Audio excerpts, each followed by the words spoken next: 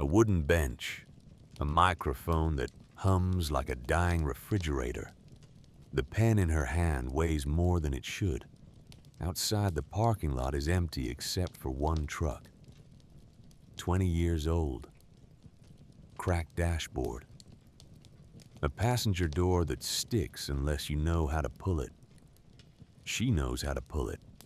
Behind her, a man checks his silver watch for the third time. He is not her husband. Her husband did not come. 33 years of marriage, and he sent a stranger in a charcoal suit. The judge's voice fades. She signs. 4 signatures. 2 initials. A cardboard box waits under the table. Inside, a chipped mug. A photo album. A jewelry box. That is what 33 years fits into. Her phone buzzes. Her daughter's name lights up the screen. She doesn't know yet what her daughter is about to say. She doesn't know yet about the mountain, the locked station, the panel behind the cash register. She only knows that she is 58 years old, and the parking lot is empty, and her hands are shaking. The courthouse smelled like wax, and nothing else. Eleanor Whitfield sat on a wooden bench, hands folded, knees pressed together, the way her mother had taught her 60 years ago, the way every woman of her generation had been taught. A judge read words into a microphone, words that sounded like static, words that meant her marriage was over. She was 58 years old, 33 years of marriage, and it was ending in a room that smelled like an old high school gym. Her husband wasn't there. Garrett Whitfield had sent his lawyer instead. A man named Pierce. Charcoal suit. Silver watch. The kind of watch a husband buys to remind himself he's important. Pierce kept checking it, like he had somewhere better to be. Like her 33 years were a small item on his calendar between lunch and a tea time. The judge was old, tired. He had read this same script 1,000 times, to 1,000 women, on 1,000 wooden benches. Mrs. Whitfield, do you understand the terms of the settlement? Eleanor stood up. Because that's what you did when a judge spoke to you. Because her mother had taught her that too. Yes, Your Honor. She didn't understand. Not really. She understood the words. She didn't understand how 33 years became a stack of paper in a manila folder. Pierce slid a single sheet across the table. Smooth, practiced, the way you slide a knife. This is the asset schedule. Sign where I've marked. She read. The house on Briarwood Lane. Garrett's. The savings. Garrett's. The retirement accounts. The investment portfolio. The vacation property in Hilton Head. Garrett's. Garrett's. Garrett's. She kept reading, looking for her name. She found it twice. Once next to a 2006 Ford pickup that had been sitting in the driveway since the landscaper quit. Once next to a line that said, real property located at Route 11, Goshen County. Appraised value $14,000. Her father's gas station. A building she hadn't seen in over a decade. On a mountain road she barely remembered how to find. The lawyer cleared his throat. Mrs. Whitfield, please sign. She signed. 4 signatures. 2 initials. A pen that felt heavier than it should have. And then it was over. She picked up the cardboard box from under the table. That's what Garrett had left for her. A cardboard box on the kitchen counter with a sticky note that said, "Take what's yours." Inside the box, a jewelry box her mother had given her on her wedding day. A photo album from Adeline's childhood. A ceramic coffee mug that said, "World's Best Mom," with a chip on the rim where Garrett had dropped it in 1998. 33 years of marriage. In a cardboard box with a chip mug on top. She carried it out to the parking lot. The Ford was waiting. A 2006 model with 160,000 miles on the odometer. A cracked dashboard. A passenger door that stuck unless you knew exactly how to pull it. She knew how to pull it. She set the box in the truck bed, climbed behind the wheel, sat there. The parking lot was empty. Her phone buzzed. Eleanor stared at it because she knew who it was, because there was only one person it could be. The screen lit up. Adeline, her daughter, 32 years old, married, 2 children, a house in Charlotte with a backyard pool, and a husband who worked in finance. Eleanor answered, "Hi, sweetheart." A pause. Too long. "Mom." That tone, that careful tone, the tone Adeline used when she had something she'd rehearsed. "I'm in the parking lot, honey. Mom, I need to tell you something." Eleanor's hand tightened on the steering wheel. "What is it?" Another pause. "Next Saturday is Henry's birthday party." Henry, her grandson, turning 7. "I know. I'm bringing the train set. I told you." "Mom, don't come." 3 words, 3 small words that cut deeper than 33 years of marriage ever had. "What? Don't come. Please. Dad's gonna be there. And his new..." Adeline stopped. "It's just easier. For Henry. For everyone. Easier. For everyone. Except her." "Adeline." "Mom, please don't make this hard." Eleanor stared at the dashboard, at the crack that ran from the radio to the glove compartment. "Hard for who?" A long pause. "I'll call you in a couple of weeks. Once things settle." Eleanor wanted to say something. She wanted to say, "I'm your mother. I'm your mother and I just lost everything and you're choosing him." But she didn't.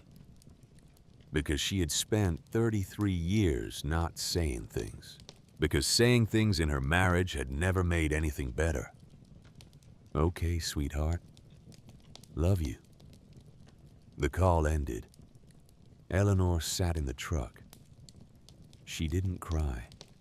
She'd done her crying 3 weeks ago, alone, in the guest bedroom of the house on Briarwood Lane, while Garrett slept in the master suite, with the door locked. The crying was finished.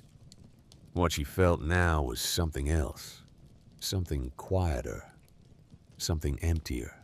She pulled the deed from the folder on the passenger seat. The paper was old, creased from sitting in a file cabinet at the Goshen County Clerk's office for 12 years. Crane's Auto and Fuel, Route 11, Goshen County. Deeded to Eleanor Margaret Whitfield per the last will and testament of Walter Robert Crane, deceased. Her father. He had left her the station when he died, 12 years ago.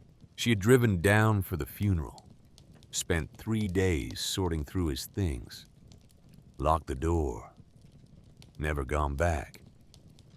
Garrett had said the property wasn't worth the taxes. Eleanor hadn't argued. She never argued with Garrett about money, about decisions, about anything. That was the deal. Nobody had ever said it out loud, but that was the deal. You agreed. He earned. You smiled. He spoke. For 33 years, she turned the key. The engine coughed. Caught on the third try. Settled into a rough idle that sounded like a man clearing his throat. She had nowhere else to go. She pointed the truck south, toward the mountains. The drive took 4 hours. Interstate gave way to 2-lane highway. Highway gave way to county road. County road gave way to Route 11, a ribbon of cracked asphalt climbing into the Blue Ridge. The trees were turning. October.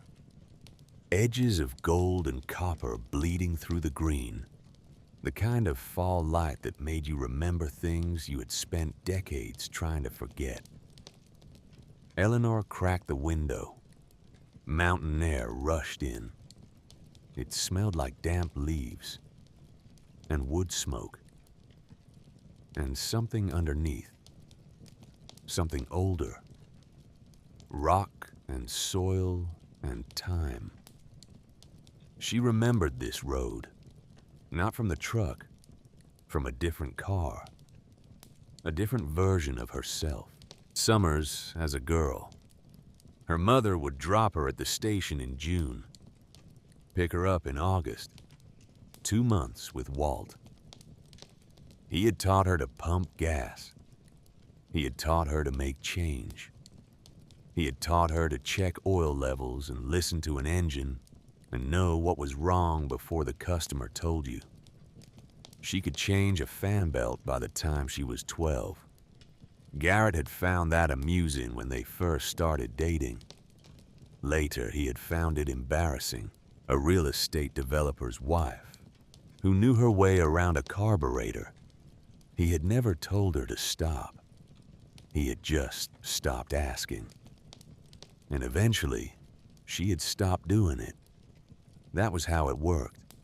In her marriage, you stopped doing the things he didn't ask about. Until one day you woke up and you weren't sure what was still yours. She stopped at a rest area 60 miles south of nothing because her bladder was older than it used to be, because she needed to wash her face, because if she didn't get out of the truck for 10 minutes, she was going, crying again. And she had decided she was done crying.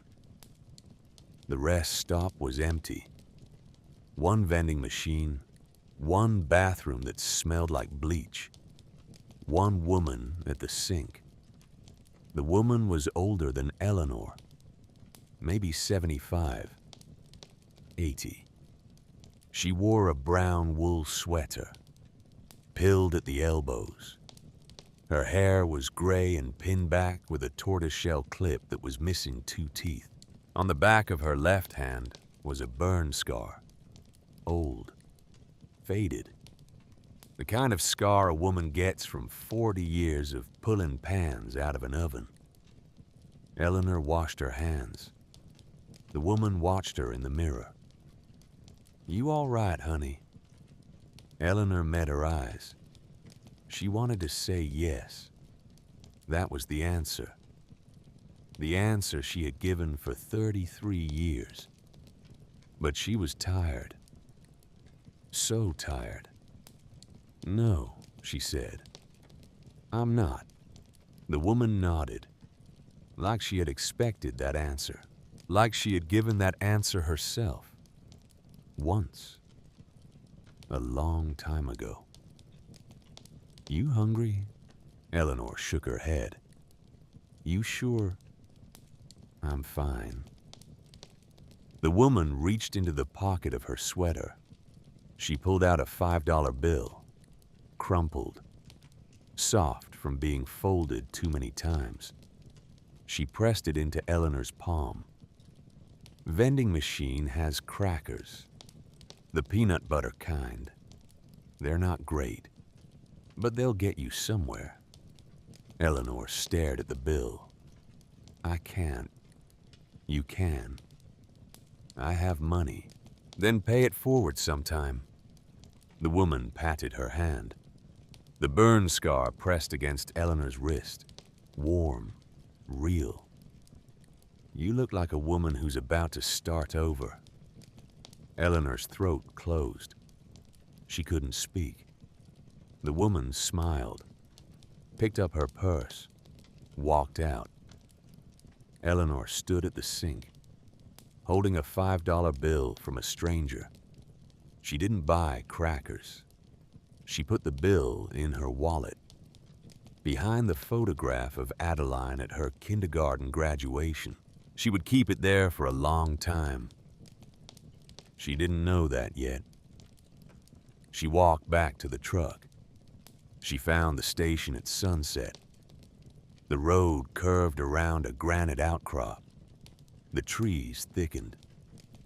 And there it was. Crane's Auto and Fuel. Smaller than she remembered. A single-story cinder block building with a flat roof. 2 gas pump islands out front.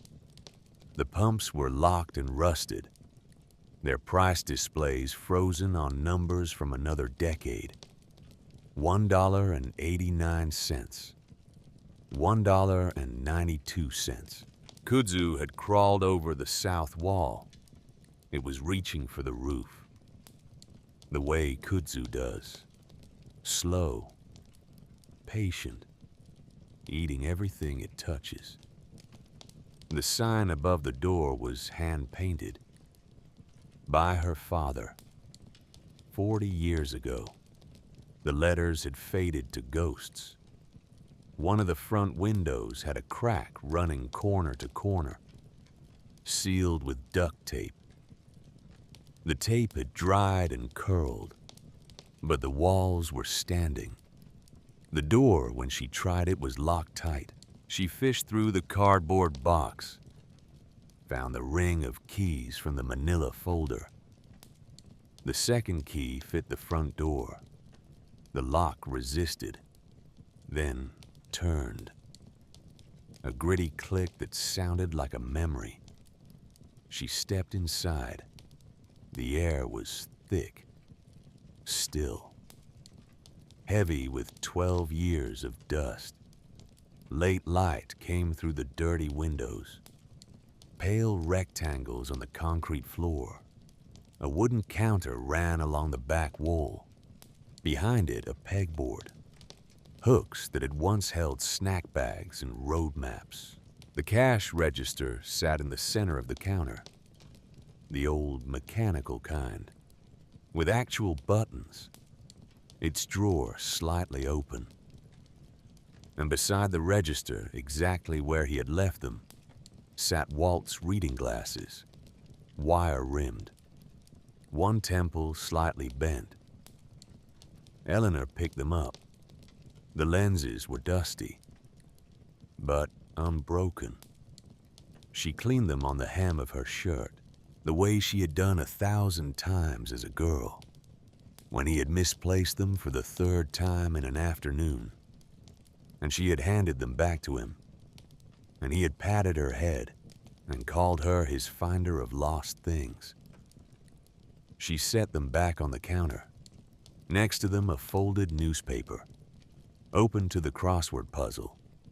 27 across was filled in, his careful block letters. 28 across was blank. Eleanor stared at the blank. A 12-year-old blank.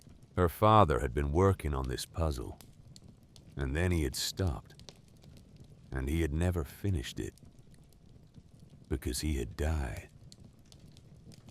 She didn't touch it. She walked through the rest of the building, the stockroom, a repair bay off the right side, 2 service doors, a hydraulic lift covered in dust, and a staircase on the left, narrow, climbing up to the apartment where Walt had lived for the last 20 years of his life. She climbed the stairs. The apartment was cramped. A bed, a bare mattress, a dresser, a small kitchen with a 2-burner stove, and a refrigerator that hummed faintly when she plugged it in. The bathroom had a stand-up shower, a medicine cabinet still stocked with Walt's toothbrush, and a bottle of aspirin that had expired 8 years ago. She opened the window above the bed. Mountain air rushed in, pushed out the staleness. From up here, she could see Route 11 curving down the mountain, and beyond it, ridge lines layered in blue and gray, fading into the distance. She sat on the mattress. The springs creaked. She was 58 years old, sitting on a bare mattress, in her dead father's apartment, above a closed gas station, on a road nobody used, with $211 in her checking account, and a cardboard box, and no plan. She did not cry. She had decided. What she felt now was bigger than crying. It was a kind of stillness. The stillness that comes when you finally stopped running. She went back downstairs. The light was almost gone. She walked behind the counter, ran her hand along its surface, feeling the grooves and scratches from decades of use. Her fingers found a seam in the wood paneling below the register. Not a crack, a seam, straight, deliberate. Eleanor knelt down. The panel was about 2 feet square, fitted flush against the wall, but not nailed. She worked her fingernails into the edge, pulled. It came away with a dry scrape, revealing a shallow cavity in the wall. Inside, a leather journal, thick, soft-covered, held closed with a rubber band, a metal lockbox, the kind you buy at a hardware store, and a bundle of envelopes bound with kitchen twine. Eleanor's hands began to tremble. She lifted the journal out first. The leather was worn smooth at the edges, darkened where fingers had gripped it thousands of times. She slid off the rubber band, opened it to the first page. Walt's handwriting, small, neat, slanting slightly to the right. Dated September 14th, 1981. Lent Tom Hendricks $200 for the electric bill. Wife is dying. They can't afford to lose heat. Told him to pay when he can. He won't be able to. That's all right. Eleanor turned the page. Fixed Carol Dunbar's transmission. Charged her $30 for parts. Nothing for labor. She's raising 3 kids alone since Ray left. The oldest one helped me sweep the bay while Carol waited. Good kid. Quiet. She turned another page, and another, and another. Names, amounts, reasons, every loan, every free repair, every bag of groceries slipped into someone's truck while they weren't looking, spanning decades. Hundreds of entries. In her father's careful hand, each one a record of a kindness he had never mentioned to anyone. She sat on the floor behind the counter, reading by the last gray light coming through the windows. She read for an hour. She read until her eyes blurred. Walt had kept a running account of every family in the valley, not their debts, their needs. He had noted when children were born, when someone lost a job, when a roof needed patching. He had tracked the loans some people paid back and quietly forgiven the ones they couldn't. She opened the lockbox. Inside $412 in small bills. A set of keys she didn't recognize. A folded document that turned out to be the original deed to the property, passed down from her grandfather in 1971. The envelopes were harder. She untied the twine. There were 8 of them, each addressed in different handwriting, all to Walt. Thank you notes. One from a woman named Linda whose family would have lost their farm. One from a man named Curtis who said Walt's $50 loan got him through the worst month of his life. Simple letters, written on notebook paper, on the backs of receipts, expressing gratitude for acts of generosity that Walt had never spoken about, not even to his own daughter. Eleanor kept reading. The journal entries grew more recent, the handwriting shakier.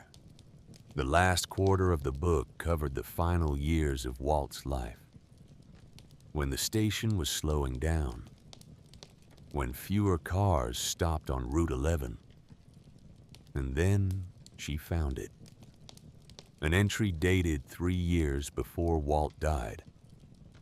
Her own name. Eleanor called today. Sounded tired. That husband of hers is spending again. New car, new suit. Always something new. She says she's fine. But she's not fine. I can hear it in her voice. The way she talks around things instead of about them. She gets that from me, I suppose. Stubborn like her mother. I wish she'd come home. I wish she'd come home and let me teach her to change oil again. And drink coffee that's too strong. And sit on the porch and watch the trucks go by. But she won't. Not yet. Maybe not ever. I just hope she knows the door is open. Eleanor closed the journal. She pressed it against her chest. The station was dark now. Through the window, she could see stars appearing above the ridgeline. More stars than she had seen in decades of suburban living. She sat on the floor of her father's gas station, holding the record of a life lived in service to others. And she understood. For the first time, Walt Crane had not been pumping gas for 40 years. He had been holding an entire valley together with his bare hands. One small kindness at a time. And he had never said a word about it to anyone. She finally cried. But she cried differently this time. She cried the way you cry when you find something you didn't know you had lost. Her phone rang, 3 feet away, on the counter, where she had set it. She wiped her face. She didn't look at the screen. She knew. She answered. Hello, Eleanor. His voice, smooth, calm. The voice that had sold 1,000 condominiums and 1 wife. Garrett, where are you? She didn't answer. Eleanor, I called the house. I know you cleared out your things. You told me to clear out my things. I know. I'm just... A pause. He was choosing his words. He always chose his words. I'm just checking on you. She almost laughed, but she didn't have any laughter left. I'm fine. Where are you? None of your business. A small intake of breath. The kind he made when she said something he hadn't expected. It hadn't been a frequent sound. In 33 years. Eleanor, I know where you went. Okay, you went to your father's place. Did Adeline tell you? It doesn't matter who told me. It did matter. She filed it away. What do you want, Garrett? I want to ask you something. As your husband, ex-husband, as someone who's known you for 33 years. She waited. How long do you think you're going to last out there? She closed her eyes. What? How long a week? 2 weeks. His voice got softer, the way it did when he was about to sell something. Eleanor, you've never done this. You've never even paid the cable bill. You don't know what you're doing. And I can't watch you embarrass yourself. She didn't speak. Come home. The house is still here. We can figure something out. You don't have to live like this. Live like this, in her father's gas station. Reading the secret history of a man who had spent 40 years saving his neighbors, while the man on the phone had spent 33 years quietly subtracting her. Garrett. Yes. Don't call me again. Eleanor. She hung up. Her hand was shaking. But she had hung up. She had hung up on Garrett Whitfield. She had never hung up on him before. In 33 years, she set the phone face down on the counter. She walked to the bathroom upstairs. She turned on the light. She looked at herself in the mirror. A woman she barely recognized stared back. 58 years old. Hair gone gray at the temples.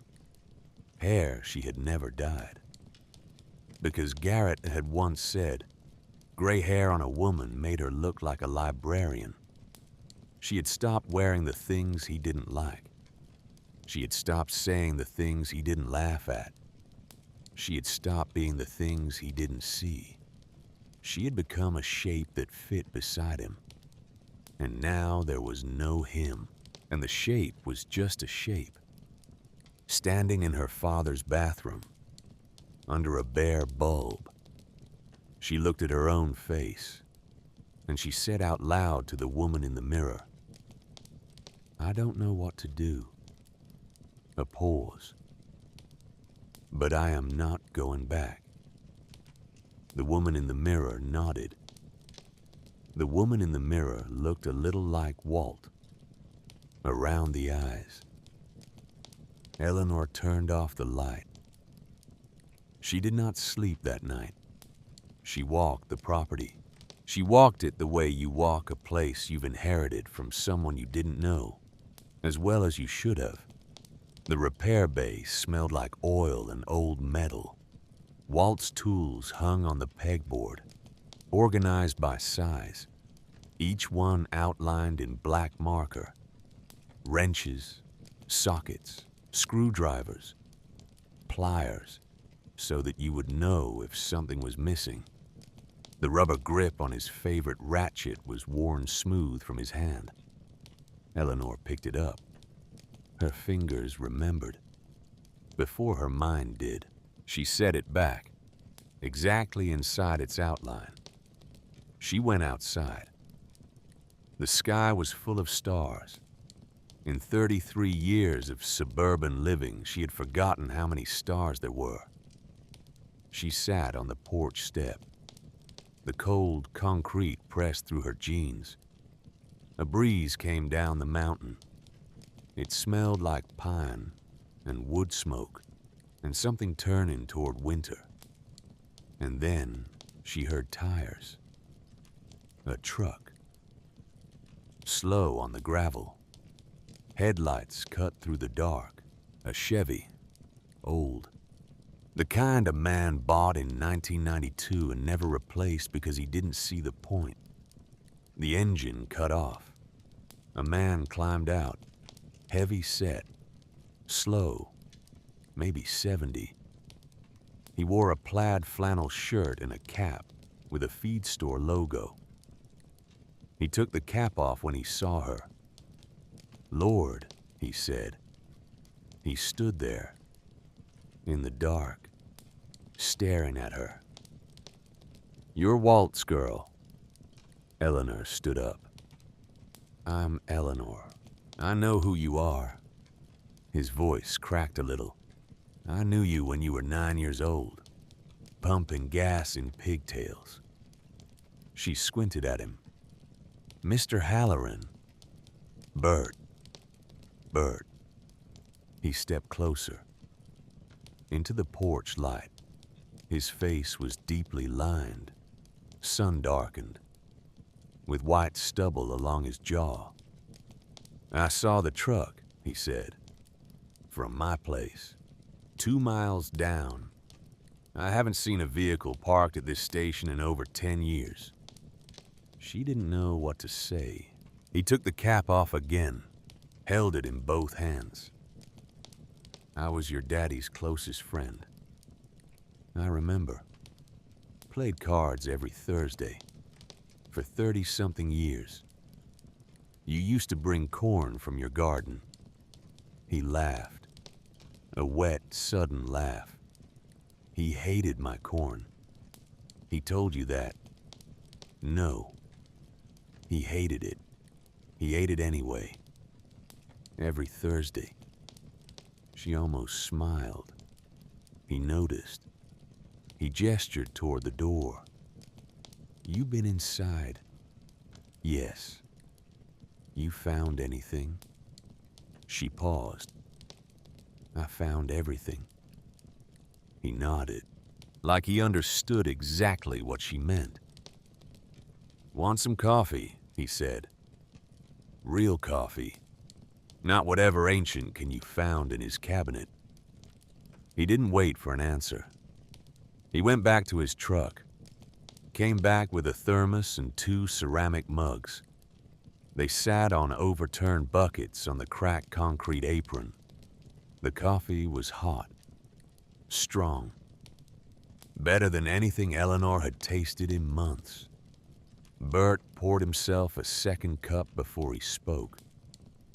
"What brings you up here?" he said. "After all this time." She considered. She had practiced an answer. On the way down, something polite, something that explained nothing. But Bert was sitting on a bucket in the dark, drinking coffee from a chip mug, with kindness coming off him like heat. "My husband divorced me," she said. "He got the house. He got the savings. He got everything. This is what's left." Bert nodded. He didn't say sorry. He didn't say anything for a long minute. He looked up at the mountain, at the dark shape of the ridge against the sky. "How old are you now, Eleanor?" 58. He nodded again. "You know how old your daddy was when your mama died?" "No." 62. She let that sit. 62, Bert said. And he didn't know what to do. He didn't know how to cook. He didn't know how to wash a sheet. He didn't know how to be alone in a room. He paused. And he opened these doors every morning for 20 years, alone. The wind moved through the trees behind the station, a long, slow sound, like the mountain breathing. "He used to say something to me," Bert said, "on Thursday nights, after the cards, after he'd had 2 beers. He'd say, 'Bert, every morning I wake up and I don't know what I'm doing. So I just do the next thing, and then the next one, and then the next one. And by the time it's dark, I've done a day.'" Bert turned to look at her. "That's all you have to do, Eleanor. You don't have to know what you're doing. You just have to do the next thing. Eleanor's eyes were wet. She didn't wipe them. Bert finished his coffee. He stood up. His knees cracked. "I'll come by tomorrow," he said. "Bring some lumber. That porch railing's rotten." "I can't pay you." He looked at her. A long look. "Eleanor, your daddy helped me re-shingle my roof in '98. Took him 3 days. Wouldn't take a dime. Said I could buy him a steak when I won the lottery." He put his cap back on. Never won the lottery. So this is the steak. He walked to his truck, got in, drove away. Eleanor sat on the bucket for a long time after his taillights disappeared. When she finally went inside, she didn't go upstairs. She walked behind the counter. She found the breaker panel her father had labeled in his own handwriting. She traced his careful block letters with her finger. Stock, Bay, Pump 1, Pump 2, Sign. She flipped the switch marked Sign. She heard the hum. She walked outside. The hand-painted sign above the door flickered. Once, twice. And then it caught. The letters glowed against the night, faded, hand-painted, 40 years old, but readable. Cranes, Auto, and Fuel. Eleanor stood in the gravel lot, in her father's coat that she had pulled from a hook by the door, with her hands shoved into pockets that still held a pencil he had used in 2013. She looked up at the sign. She didn't smile. She didn't cry. She just looked. A car passed on Route 11, the first one she'd seen since arriving. The driver lifted 2 fingers from the steering wheel, the mountain greeting, the one she had forgotten existed. She lifted her hand back. She was 58. She had $211. She had a cardboard box. She had a sign that worked. She had no idea what she was doing. But for the first time in longer than she could remember, she was not pretending. She was not smiling. She was not agreeing. She was just standing under her father's sign, on a mountain road, in the dark. She turned off the sign. She locked the door with the key her father had turned 10,000 times before her. She climbed the stairs. She lay down on the bare mattress in her clothes. And she did not sleep. But she did not need to. Because in the dark, in the quiet, in the strange new shape of her life, she heard something she had not heard in 33 years. Her own thoughts, uninterrupted, hers. And in the morning when the light came through the window over the bed, Eleanor Whitfield got up. She made coffee in a dented saucepan. She drank it standing. She walked downstairs. She unlocked the front door. She turned the sign in the window to read open. There were no customers. There was no fuel in the pumps. There was no plan. But the door was open, and she was there. She was there. And outside, somewhere down the mountain, a truck was starting its engine. The truck never stopped. It passed Crane's Auto and Fuel at 20 miles an hour. The driver didn't look. The driver had been driving past this station for 12 years and had stopped expecting anyone to be there. Eleanor watched the taillights disappear around the bend. She stood in the doorway. The sign in the window said, "Open." There were no customers. There was no fuel. There was a woman in a flannel shirt she had pulled from her father's closet. That was the inventory. She closed the door. She made another pot of coffee. She drank it at the counter because she did not know what else to do. By the end of the first week, she had a plan. By the end of the second week, the plan was in pieces. She called 4 fuel companies. The first one hung up when she said the words, Route 11. The second one took her information and said someone would call her back. No one called. The third one, Blue Ridge Petroleum, laughed. The man on the phone actually laughed. He said, "Ma'am, that station's been closed for over a decade. You're not going to find a distributor who'll take that account." She hung up. She sat behind the counter. She looked at Walt's reading glasses. She picked up the phone. She called the fourth one, Mountain Fuel Company, out of Asheville. A man named Grady answered. Crane's Auto and Fuel. Silence.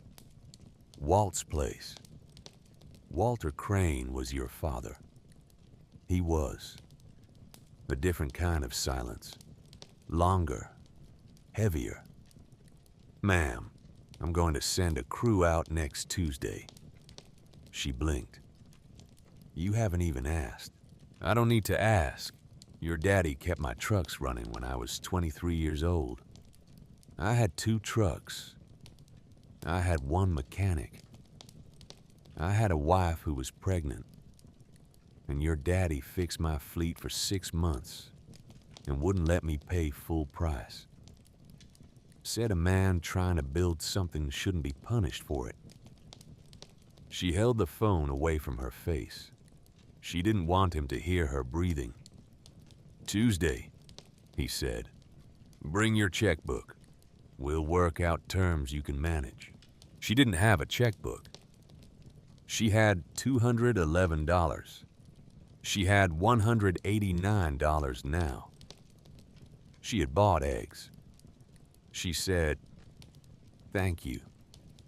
"Don't thank me," he said. "Thank your daddy." He hung up.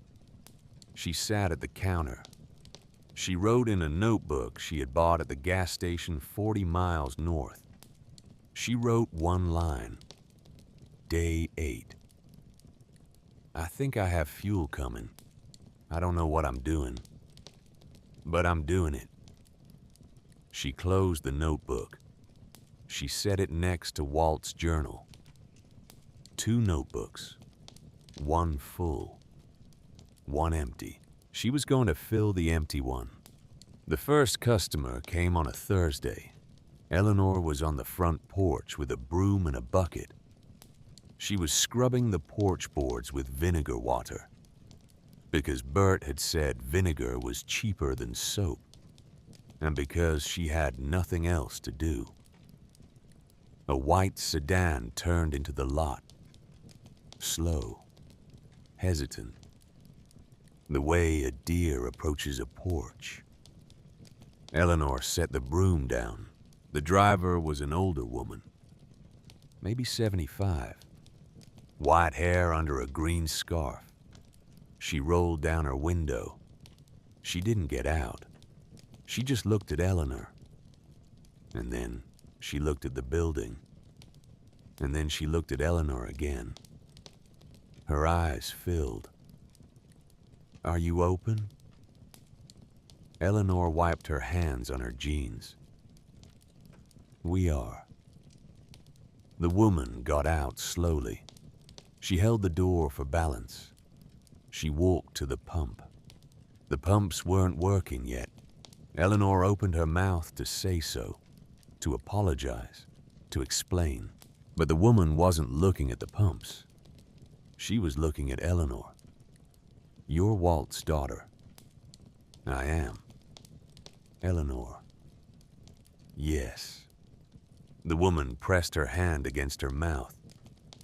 "I used to come here every Tuesday for 7 years. Your daddy checked my tires. every single time.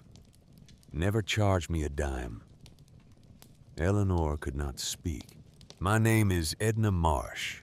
I live in Mill Creek. I'm 79 years old. My husband died in 2007. And from 2007 until your father died in 2014, Walter Crane checked my tires every Tuesday and never let me pay him. Eleanor's hand had found the porch railing. He'd say, Edna, a woman alone has enough to worry about. Tires are my problem now. The wind moved through the trees behind the station. Edna opened her purse. She took out a $50 bill.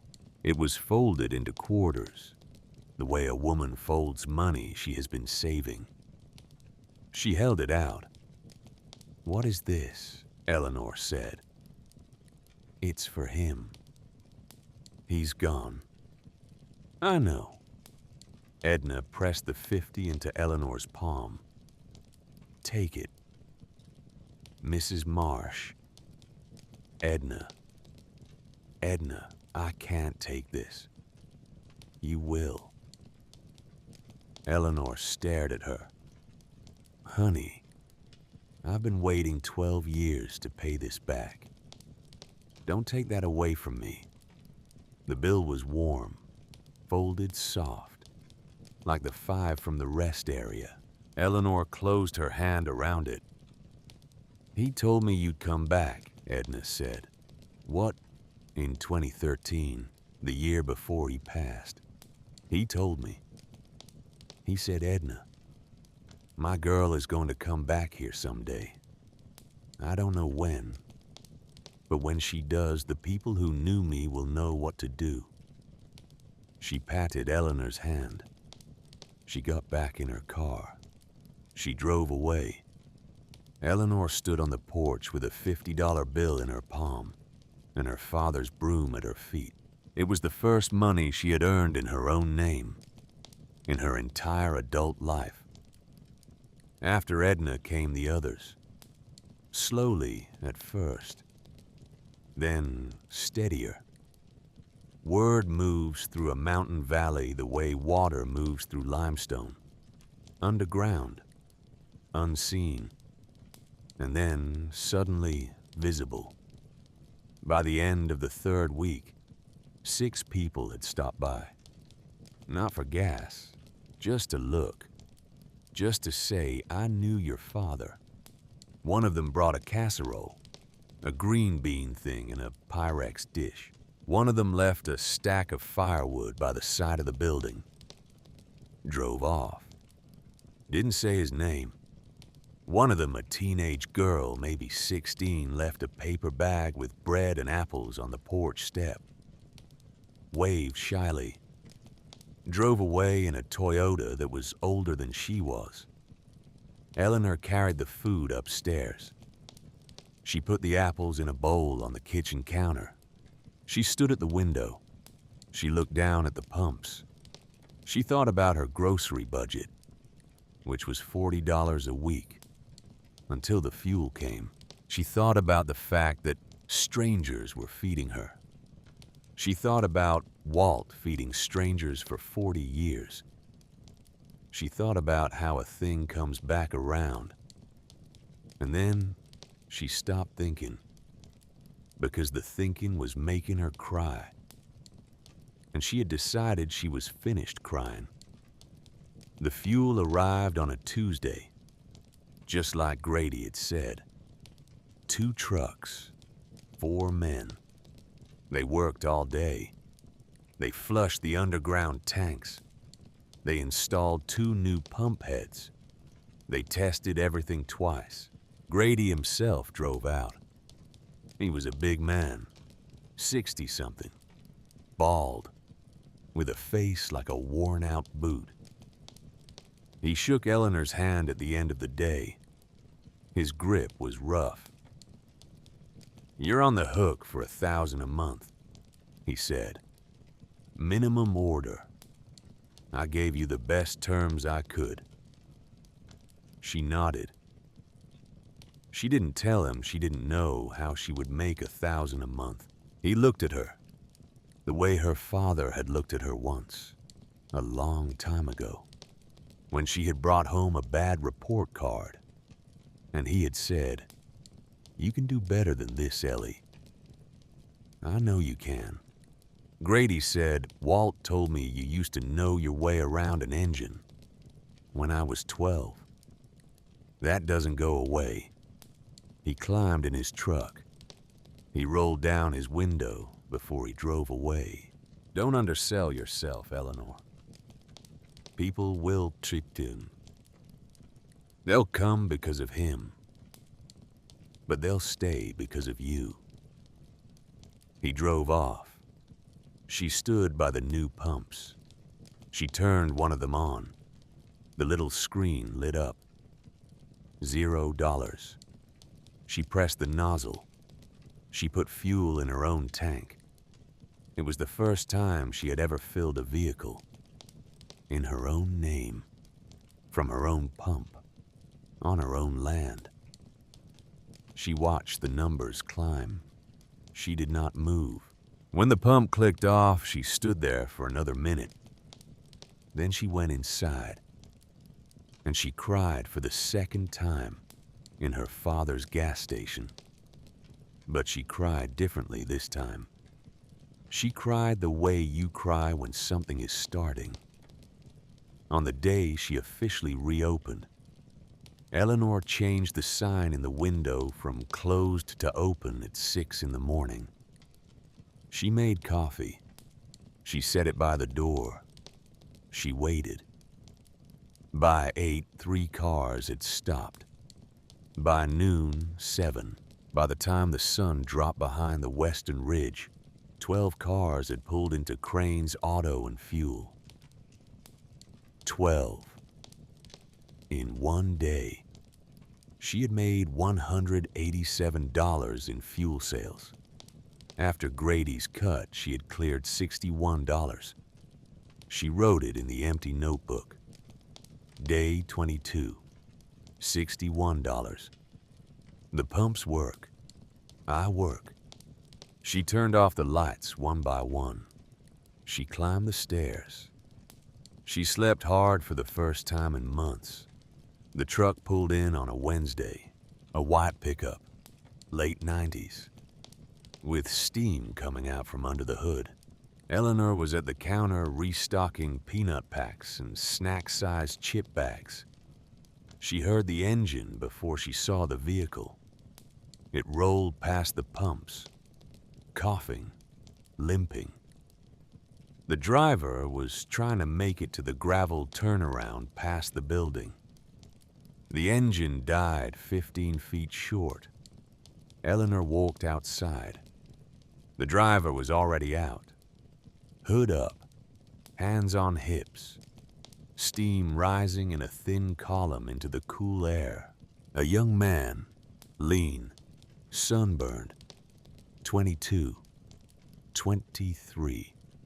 He wore a gray t-shirt with grease stains down the front, jeans torn at the knee, work boots that had seen too many miles. He turned when he heard her. His eyes did a thing, a small thing. The thing eyes do when a person is about to be told no. Eleanor stopped 6 feet from him. Radiator. He blinked. Upper hose. Blew about 2 miles back. You got a spare? In the bed. But I don't have tools. She looked at his truck. She looked at his face. He was waiting, bracing. She knew the look. She had worn the look for 33 years. "I've got tools," she said. "Pull it in if it'll make it that far." He stared at her. "I can pay for the bay time." "I didn't ask for money. I said pull it in." He kept looking at her, like he was waiting for the catch. She turned and walked toward the bay. After a moment, she heard the truck start. It crawled toward the bay door on its last cough of coolant. His name was Caleb Doyle. He told her while he was working, not because she asked, because he had to fill the silence with something. He was the kind of young man who would talk to a stranger before he would meet her eyes. He was 23. He was from Boone. He had been a mechanic since he was 13. He had not held a job longer than 4 months in the last 2 years. Not because I can't work, he said. Working under the hood. Not looking at her. Because places want references. And I don't have any references that don't end in fired. Why were you fired? He paused. He looked up. You really want to know. I really want to know.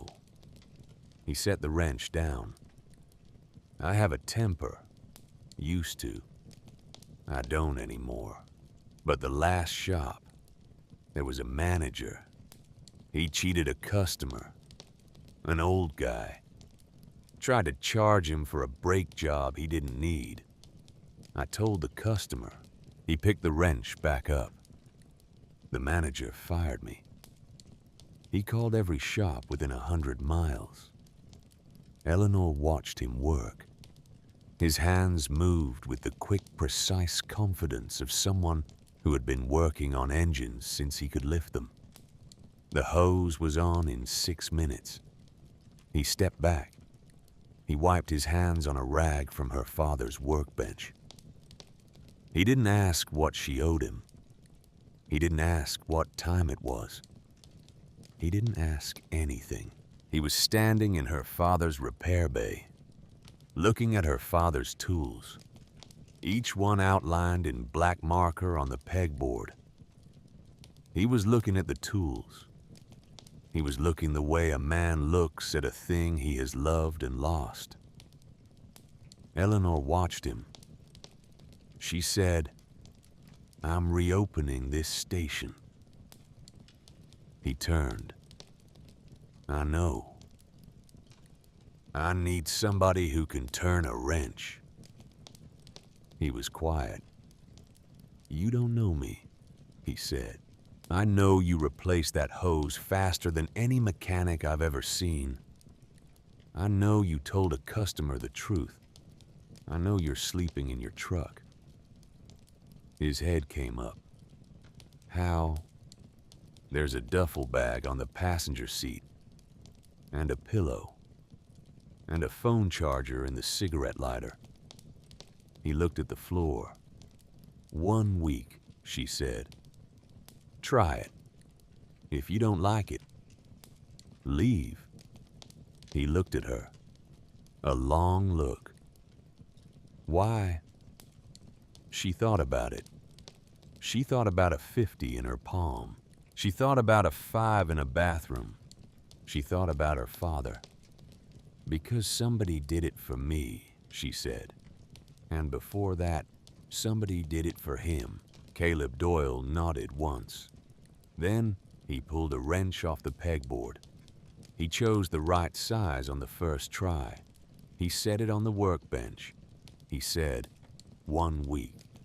She said, 1 week. The week became a month. She paid him out of fuel sales. It wasn't much. He didn't complain. After 3 days, she said, there's a room upstairs. There's a frame. There's no mattress. He said, I'm fine in the truck. She said, Caleb. He looked up. Nobody's fine sleeping in a truck. He looked down again. That weekend, Bert found a mattress at a yard sale. $15. He brought it in his truck bed. Caleb carried it up the stairs without a word. When he came back down, he stopped in the doorway of the bay. He looked at Eleanor. He said, thank you. She said, get to work. He almost smiled. It was the first time. Their days found a rhythm. She opened at 6. He came down at 6:15. They drank coffee at the counter. They didn't talk much. There wasn't much to say. By 7, the first customer was usually pulling in. By the end of the second month, the bay was busy. Caleb fixed brakes and changed tires and rebuilt carburetors and tuned engines and rotated tires and ran diagnostic scans on cars that were older than he was. He was good. He was fast. He was honest. A man drove up from Hickory because someone had told him about Caleb. He drove an hour each way. He told Eleanor when he was paying. The shop closer to me wanted $800. This kid did it for $250. Tell him thank you. Eleanor told him.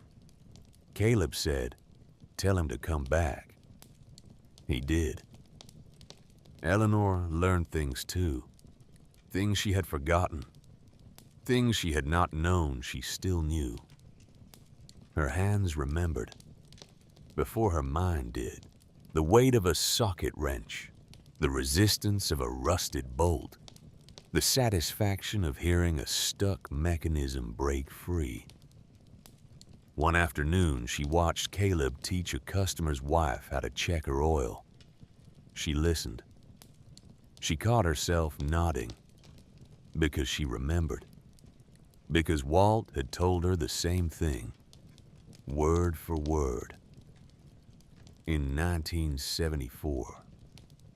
When the customer was gone, she said, "You're good at teaching." He looked uncomfortable. "I'm just showing her what goes where. That's what teaching is." He shrugged. That night at the counter after closing, she said, "I want to take a class." He looked up from his diagnostic manual. "What kind of class?" "Online. There's a certification program. For mechanics, updated stuff. Diesels, modern fuel injection.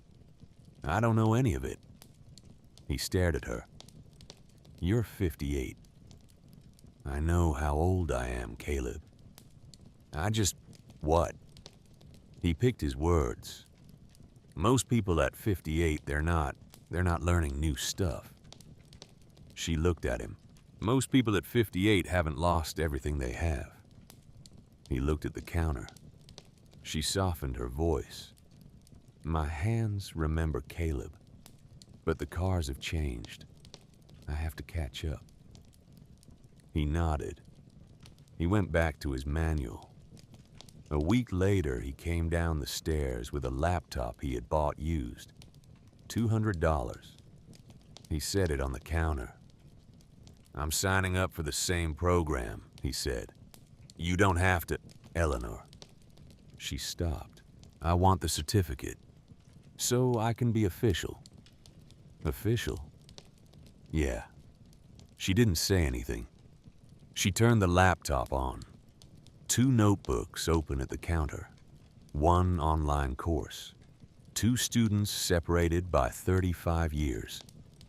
The folder appeared on a Tuesday in November. Caleb was reorganizing the green metal filing cabinet in the bay. He had asked Eleanor if he could. She had said yes. She was at the counter ringing up a man's coffee and gum. She heard the silence, a specific kind of silence, the kind that happens when work stops. She handed the man his change. She watched the door close behind him. She walked to the bay. Caleb was sitting on the milk crate she sat on sometimes. The crate her father had probably used. He was holding a manila folder open on his knees. He didn't look up. "Caleb?" Nothing. She came around the workbench. She looked over his shoulder. The folder said Doyle. In her father's handwriting, inside was a single sheet of yellow legal paper. "Clara Doyle, surgery refund, $3,200, heart valve replacement, August 1994. Sent through the doctor's office as anonymous donation. Don't let her know where it came from. The hospital's covering most of the rest. She just needs the gap." Eleanor read it. She read it again. She looked at Caleb. His hands were shaking. He set the folder down on the workbench. Carefully. The way you set down something breakable. "That's my grandmother's name." He said it to the air, not to Eleanor. "My grandmother's name was Clara Doyle. She had heart surgery before I was born. She lived in Boone. She raised me when my mother couldn't." Eleanor didn't speak. She used to tell me that story. Every time I came to visit. Every single time. She'd say, "Caleb, somebody paid for that surgery." I never knew who. They sent it through the doctor's office. They said it was anonymous. They wouldn't say a name. His voice was getting thinner. She said, "Whoever did that, whoever that person was, they're the reason our family exists. Without that money, I would have died on that table. And your father wouldn't have grown up. And you wouldn't be here." He looked at the folder. She spent the rest of her life trying to figure out who it was. He breathed. She never figured it out. Eleanor sat down on the concrete, beside the milk crate. Her knees couldn't hold her. When did she die? 2 years ago. Did she ever come to this station? No. How did your father know about Walt? How did the doctor's office? She lived 40 miles from here. My grandfather used to drive over the mountain to get tractor parts. He must have stopped at this station. He must have talked to your father. He must have told him. Caleb pressed his hand flat against the folder. Your father drove 40 miles to a doctor's office to give $3,000 to a woman he didn't know. He looked up. His face was wet. My grandmother spent her whole life looking for the man who saved her. And he was sitting in this building, drinking coffee, reading the paper, not telling anybody, not even his daughter. Eleanor put her hand on his arm. He let her. "I never met him," Caleb said. "He never met me. He didn't know I'd exist. But the reason I'm alive, the reason my grandmother got to raise me, the reason any of this happened, is because a man running a gas station on a road nobody uses decided to drive 40 miles to pay for a stranger." Eleanor said, "That's who he was." Caleb wiped his face with the back of his hand. He stood up. He put the folder back, carefully, in the right spot, in the right drawer. He closed the drawer. He went back to work. But that night after closing, Eleanor noticed something. Caleb cleaned every tool on the pegboard, one by one.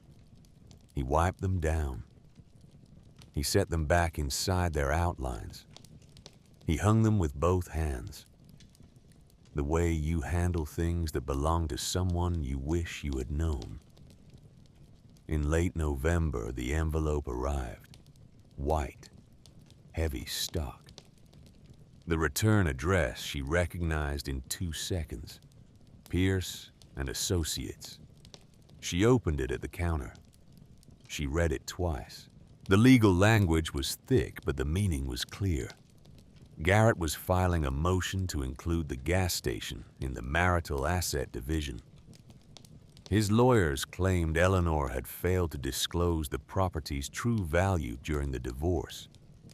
They cited a state highway expansion that they claimed would increase the property's value significantly. They wanted the court to reopen the settlement. Eleanor set the letter down. Her hands were steady. Her stomach was not.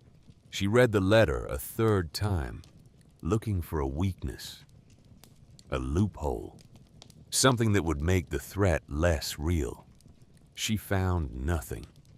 She thought about calling a lawyer. She did not know any lawyers. The ones she could find would cost money she did not have. The fuel contract ate most of what she earned. Caleb's wages ate the rest. She did not have a lawyer. She did not have a fight. She had a sign in a window, and a kid in the bay, and a $50 bill folded in her wallet behind her daughter's kindergarten photo. She sat behind the counter for a long time. She did not move. The phone rang at 9 that night. She picked it up. "Hello." "Mom."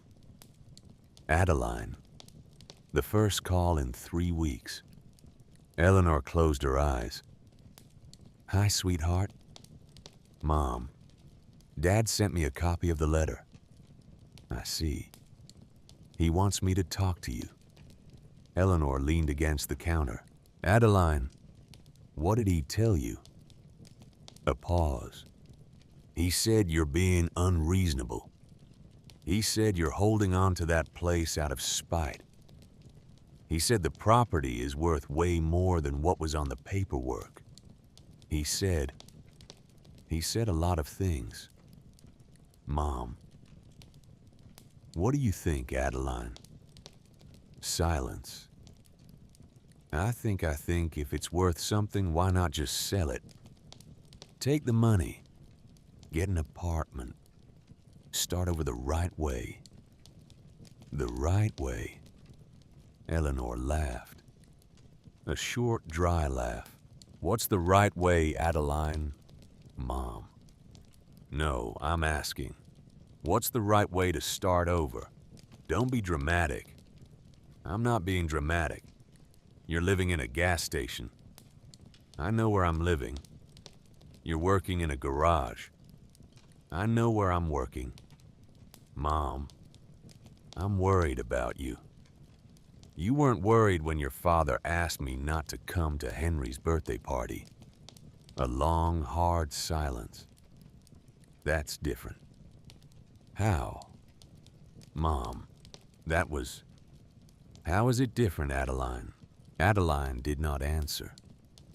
Eleanor breathed. She softened. "Sweetheart, I am not selling this place."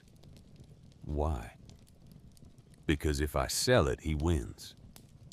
"He's not trying to win anything, Mom. He wants me to come home." "He didn't say that." "He doesn't have to say it.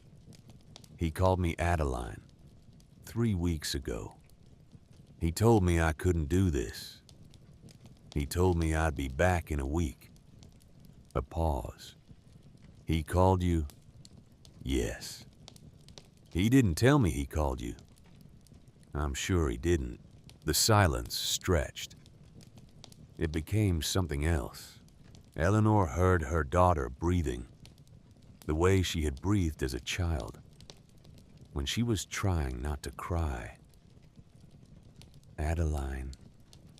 "Mom, I love you. I'm going to fight this. I don't know how, but I'm going to fight it." "Mom, I don't know whose side I'm on." "You don't have to pick a side, sweetheart.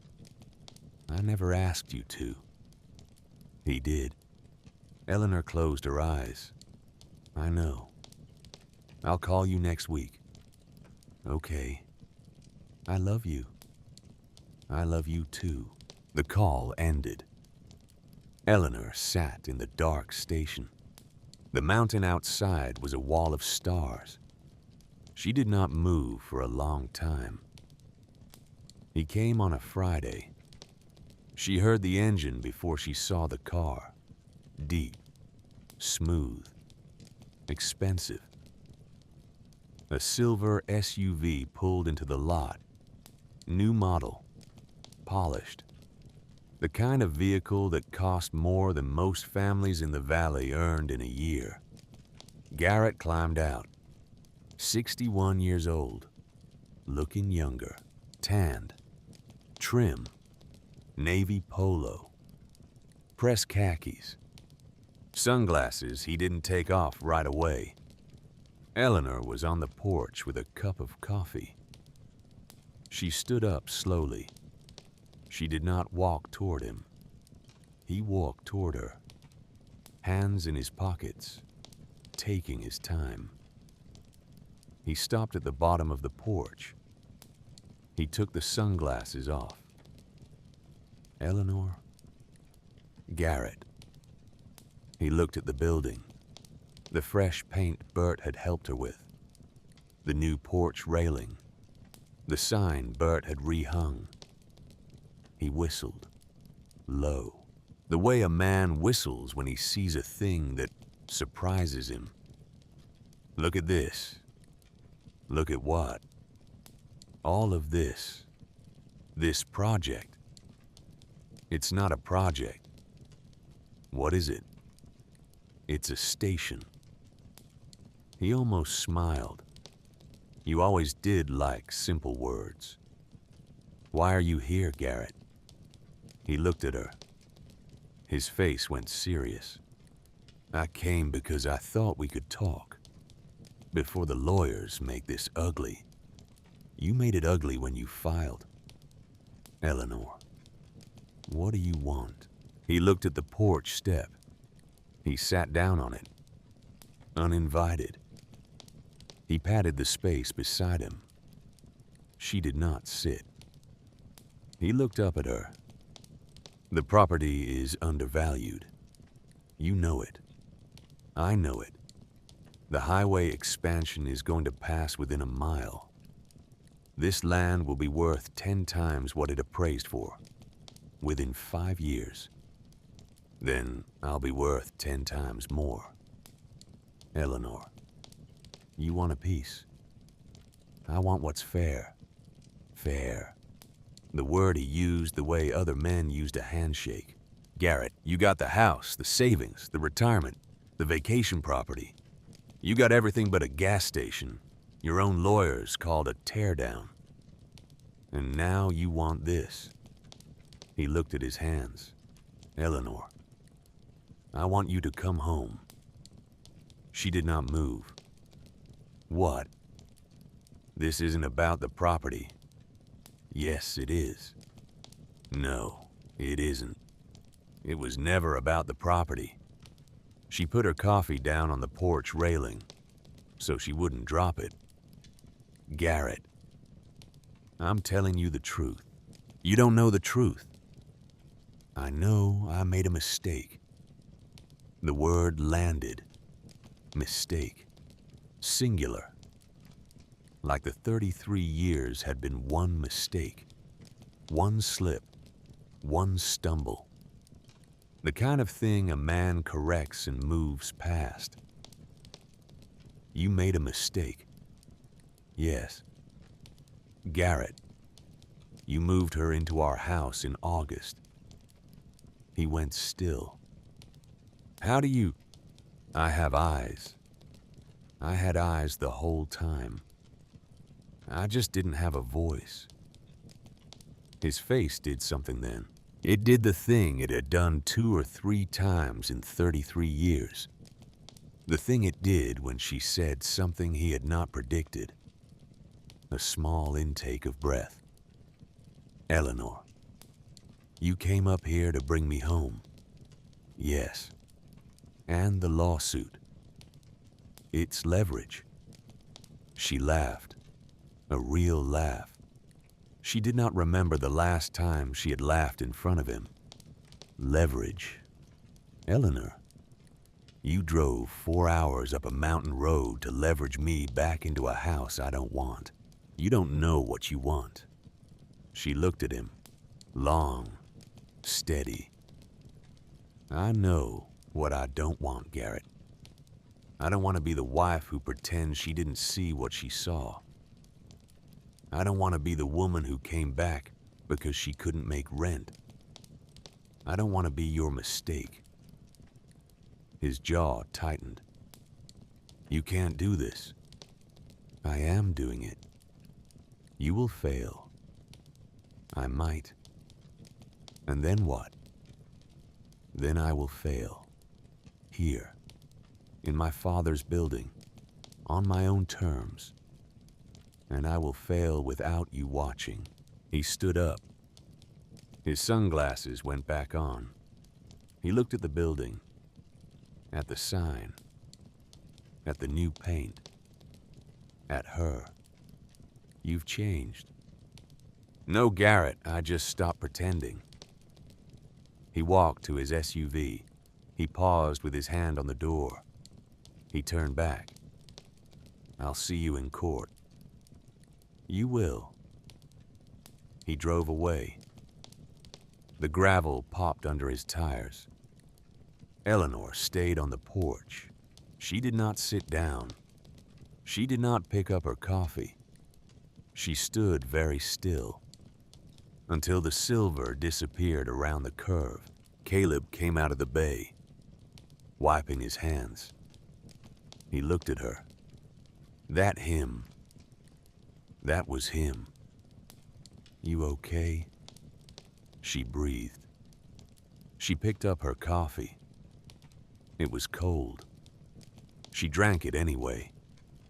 "No," she said, "but I will be."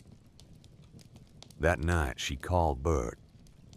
He answered on the second ring. "Eleanor."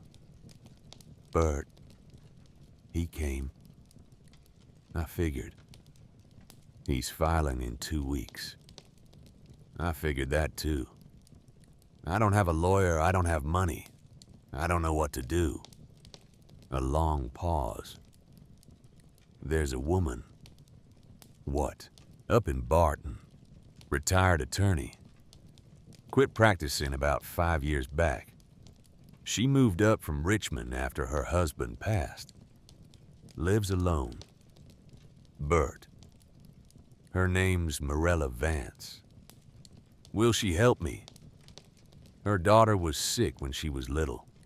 Long time ago. Heart defect. The kind of thing that needed open heart surgery before she turned 5. The family didn't have the kind of insurance for it." Eleanor closed her eyes. "Your daddy paid for the gap a long time ago. $3,200. The same as everything else. Anonymous through the hospital.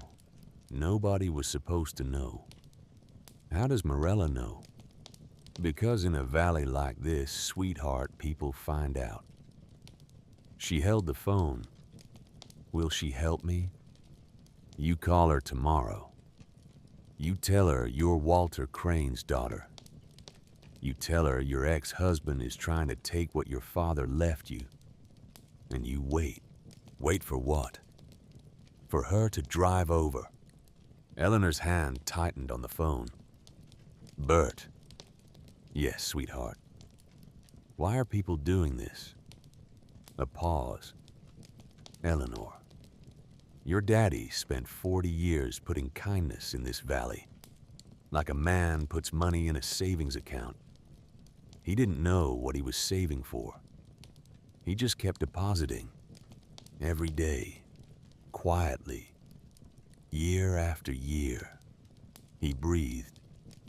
"You came back. The account is yours." She did not speak. "Good night, sweetheart." "Good night, Bert." She hung up. She did not move.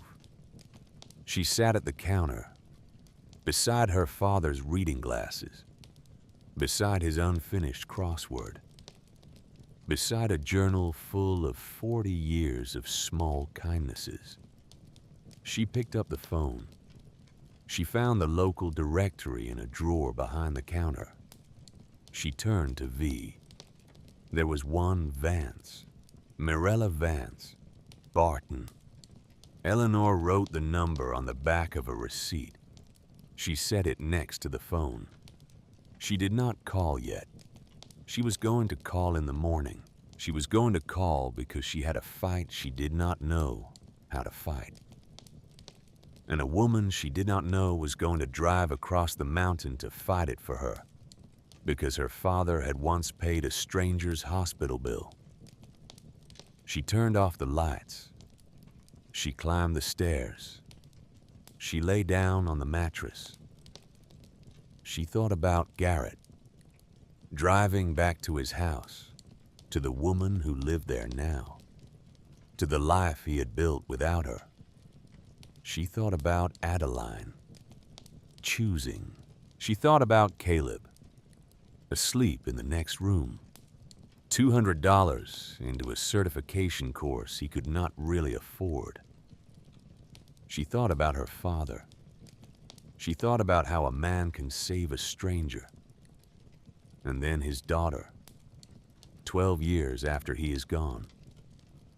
She closed her eyes. She slept. In the morning, she would call Marella Vance. In the morning, she would unlock the door. She would turn the sign. She would do the next thing. Eleanor called at 7 in the morning. She called early because she had been awake since 5. She called early because waiting was worse than the call.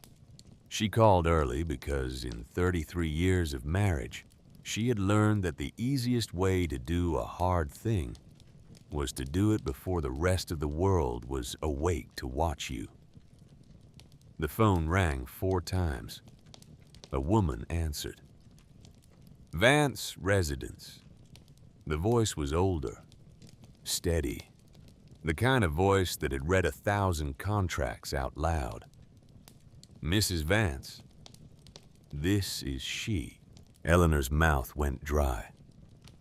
My name is Eleanor Whitfield. I'm Walter Crane's daughter. There was a pause, a small one. The kind a person takes when a name lands harder than expected. Walter Crane. Yes, ma'am. From Goshen County. Yes, ma'am. The line was quiet. Eleanor heard a coffee cup being set down on a saucer, a small porcelain sound. How can I help you, Eleanor? Eleanor exhaled. My ex-husband is trying to take what my father left me. How long since the divorce? 3 months. How long was the marriage? 33 years. Who's his attorney? A man named Pierce. A pause. Pierce out of Charlotte. Yes, ma'am. I'll be there at 4. That was it. That was the conversation. Marella Vance hung up before Eleanor could say thank you. Eleanor set the phone down. Her hand was shaking. She made another pot of coffee. She drank it at the counter. She did not move from the spot until Caleb came down the stairs at 6:15 and said good morning. Marella Vance arrived at 3:45.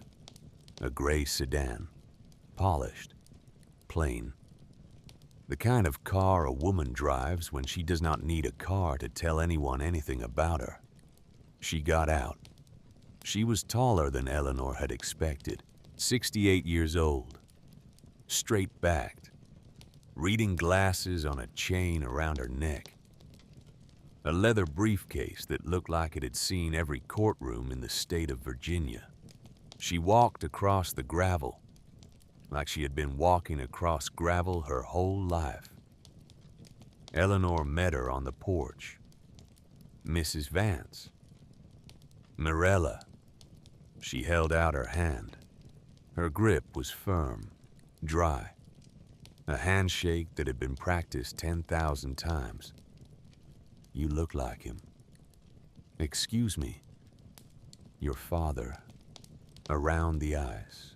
Eleanor blinked. Come inside, she said. I made coffee. I'll take it black. They sat at the counter. Marella set her briefcase on the floor. She put her reading glasses on. She read the letter from Pierce and Associates slowly.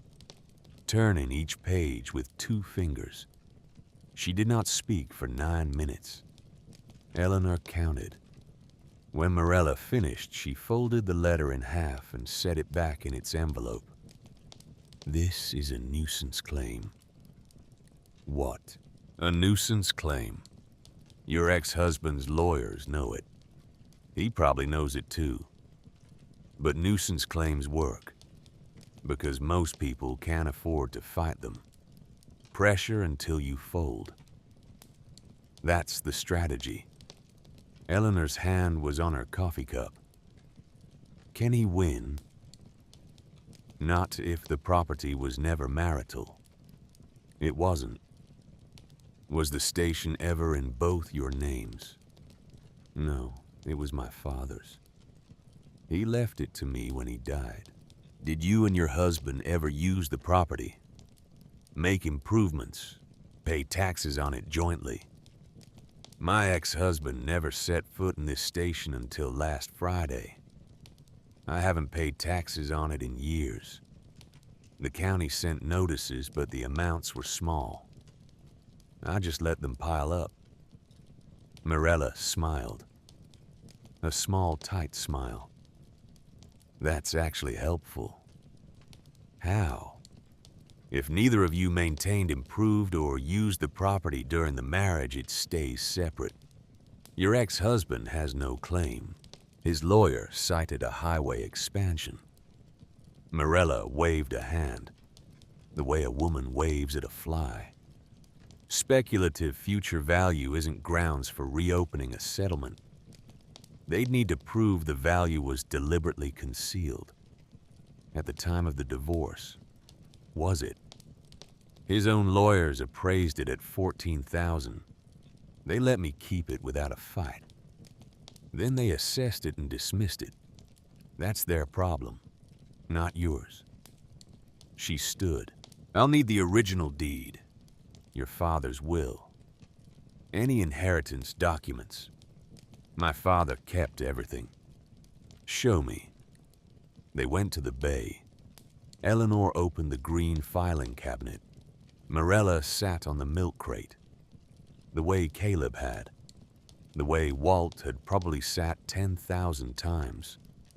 She went through the folders one by one. She was methodical. She pulled 3 folders. She did not comment on what she saw in the others. She did not say a word about her own name. Eleanor did not know if her name was in there. She did not ask. In the bottom drawer in a manila envelope labeled Property, Eleanor found the original deed from 1971, transferring the land and the building to Walter Robert Crane. Below it, a copy of Walt's will, witnessed, notarized, leaving the property solely to Eleanor Margaret Whitfield. Morella held both documents up to the light coming through the open bay door. She nodded. Once. This is clean. Clean. Property passed from your grandfather to your father to you. It was never jointly held, never commingled with marital assets, never improved with marital funds. She lowered the papers. His motion will be dismissed. Eleanor stared at her. You're sure? I practiced law for 36 years before I retired. I am sure. Eleanor leaned against the workbench. She did not realize she had been holding her breath for 3 weeks. For 3 weeks she had been holding her breath. She let it out. She put both hands on the workbench to keep herself upright. Morella was watching her. She did not say anything for a moment. Then she said, "Sit down. I'm fine. Eleanor, I'm fine. Sit down anyway." Eleanor sat on the milk crate. Morella stood. Morella looked around the bay, at the tools on the pegboard. each one outlined in black marker. Your father organized his life, Morella said, like he organized this wall. Eleanor nodded. She could not speak. Morella picked up her briefcase. She turned to leave. Eleanor said, "How much do I owe you?" Morella stopped. She did not turn around right away. When she did, her face was different, softer. Eleanor. Yes. My daughter was 3 years old when she got sick. The doctors found a hole in her heart. They said she needed open heart surgery. There was a $40,000 gap the insurance wouldn't cover. We had $3,000 in savings. We had a mortgage. Eleanor did not move. A check came through the hospital. Anonymous, $3,200. She paused. It was the missing piece. The hospital ran a charity drive for the rest. But the gap was your father's $3,200. You knew it was him. Not for a long time. Years. He never said. He never asked for anything. Morella looked at the bay. My daughter is 44 now. She has 2 children. She is a kindergarten teacher in Roanoke. Eleanor's eyes filled. She did not stop them this time. I came to this station once. After I figured out who he was, I came to thank him. He was outside changing somebody's wiper blades. I said, "Mr. Crane, I'm Morella Vance. My daughter is alive because of you." And he said, "Ma'am, I think you've got the wrong man. I just pump gas." Morella laughed, a short, dry laugh. He went back to changing the wiper blades. He never admitted it. Not to my face, not on any day of his life. But he knew I knew. And I knew he knew I knew. She lifted her briefcase. "There's nothing you owe me, Eleanor. This one was paid. A long time ago." She walked to her car. She got in. She drove away. Eleanor sat on the milk crate. She sat there for a long time. Caleb walked past the bay door. He saw her. He saw her face. He did not say anything. He went back to his work. Some moments need to be alone. The court date was set for the second Wednesday in January. Goshen County Courthouse. Judge Theodore Hammond presiding. Eleanor wore a navy dress. The only dress she had brought from Briarwood Lane. The dress she had worn to her daughter's college graduation. The dress she had bought in 2009 and never worn since. She drove to Barton in the Ford. Morella Vance met her on the courthouse steps. Garrett was already inside. He sat in the front row. Pierce sat next to him in his charcoal suit and his silver watch. Garrett did not turn to look when Eleanor walked in. She sat in the row across from him. She did not look at him either. The hearing lasted 20 minutes. Morella presented the deed, the will, the chain of title from the clerk's office, the tax records that confirmed Garrett had never paid $1 toward the property. Pierce stood up. He cleared his throat. He said something about potential future value, about the highway expansion, about equitable distribution. But there was nothing behind the words. Judge Hammond was 62 years old. He had heard 10,000 cases like this one. He knew a nuisance claim when he heard one. He knew a man trying to leverage a woman when he saw one. He shook his head. He said, "Motion denied. The property was never marital." This matter is closed. He banged the gavel. He moved to the next case. It was over. Just like that. The thing Eleanor had carried in her chest for 3 weeks was over in 20 minutes. She did not feel relief. She did not feel triumph. She felt strange, hollow, like she had been ready to fight a war, and someone had called the war off. She stood up. Morella squeezed her elbow. "Go home, Eleanor. That's it. That's it." Garrett caught her on the courthouse steps. She had known he would. He stood at the bottom of the steps, hands in his pockets, sunglasses off. The afternoon light was hard on his face. He looked older than he had 3 weeks ago. He looked tired. Eleanor stopped at the top of the steps.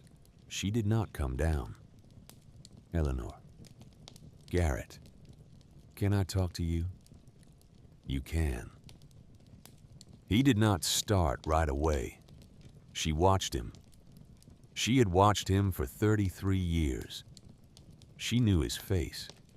She knew the look he wore right before he said a thing he had practiced. He was not wearing that look. He was wearing a different look. A look she did not recognize. "Eleanor, I don't know what I'm doing." She did not speak. I keep trying to figure out how this happened. How we got here. How you got here. I'm here because you put me here, Garrett. I know. She had not expected that. He kept going. "I called Adeline last week. I told her I didn't understand what I had done. Why I had done it. I told her I didn't know who I was anymore." He looked at his hands. "I cried, Eleanor. I cried in front of our daughter. I haven't cried in 20 years. She let that sit. She did not give him anything. I came up here, to your father's place, with the lawsuit, because I thought if I forced you into a corner, you would come home, and then I would figure out how to be the person I used to be." He shook his head. "I don't know who that person was either." He looked up at her. His eyes were wet. The eyes of a man who had won everything he wanted and woken up to find none of it was what he wanted. "Eleanor, when did you become this person?" She had thought about that question. For 3 weeks she had thought about it. She had prepared an answer. She had practiced it. "Garrett, yes. I have always been this person. You just never looked." He flinched, visibly. "I'm sorry. I know you are. Will you?" "Garrett, yes. I am not coming home." He closed his eyes. "I know. I am not coming home. I am not angry. I am not bitter. I do not hate you. I do not love you anymore either. I am not coming home." He nodded. He wiped his face with the back of his hand. It was a strangely young gesture for a 61-year-old man. She softened her voice a little. "Garrett, you are not a bad man. You are a man who measured everything in dollars and thought that was the same as value. Somewhere along the way, you stopped seeing the difference. I spent 33 years trying to fix that. I cannot fix it. You have to fix it, or you have to live with it. But it is not my work anymore." He stood there. She walked down the steps. She walked past him. She did not stop. She got in the Ford. She drove away. In the rearview mirror, he was still standing on the courthouse steps, looking at the place she had been. She did not feel sorry for him. She did not feel triumphant. She felt finished. The way you feel when you finally close a book you have been reading for 33 years, and you set it on the shelf, and you do not need to open it again. Adeline came in March. She did not call ahead. She drove a rental car from the airport in Charlotte. She arrived at 3 in the afternoon on a Saturday. Eleanor was on the porch with 2 regulars, a man named Henry Cottle and his wife Sarah, drinking coffee, talking about the weather. The rental car pulled into the lot. Eleanor saw her daughter through the windshield. Adeline sat in the car for almost 2 minutes before she got out. She was wearing a white blouse, tailored pants, the kind of clothes that belonged in a design office, not a gravel lot on a mountain road. She walked toward the porch with the careful steps of a woman entering a place she has already decided is a mistake. Eleanor stood up. Adeline, Mom, you didn't call. I wanted to see for myself. Henry Cottle stood up. He picked up his cup. He nodded at Sarah. They went inside. They were country people. They knew when to leave. Eleanor sat back down on the porch bench. Adeline stood at the bottom of the steps. Sit down, sweetheart. She did not sit.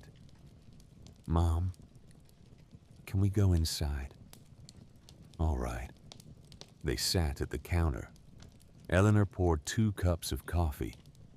Adeline took hers in both hands. She did not drink. She looked around the station. Eleanor watched her daughter's face. She knew that face. She had taught that face to make its expressions. She saw the moment when the expression on Adeline's face was not what Adeline had expected to wear. The walls were clean. The shelves were stocked. The coffee maker was running. Walt's reading glasses sat by the cash register. The crossword puzzle sat next to them. The station looked nothing like what Adeline had pictured. Eleanor watched her daughter see it. Caleb walked in from the bay. He nodded at Adeline. He went back to the bay.